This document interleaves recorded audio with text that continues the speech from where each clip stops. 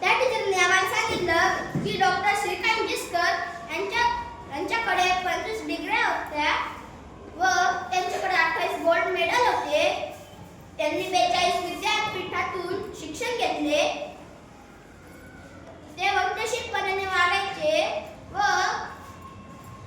टीचरांनी सांगितले अजून की आपण पुस्तकाचा आदर करावं.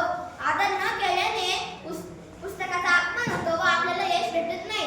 जर आपण आदर केला तर आपण यशस्वी बनू.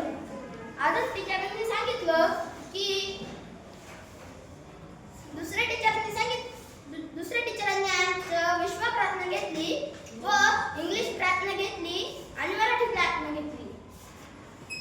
अजून आम्हाला त्यांच्याविषयी माहिती दिली. आणि पहिल्या टीचरांनी सांगितलं जर आपण वक्तशीरपणाने वागू तर आपण यशस्वी बनू शकतोय आणि जर आपण वक्तशीरपणाने न वागलं तर आपण यशस्वी बनू शकत नाही. जर आपण यशस्वी बनायचं असेल तर आपल्याला पुस्तकाचा आदर करावा लागेल व वक्तशीरपणाने वागावं लागेल. एवढं बोलून मी थांबतो. थँक्यू.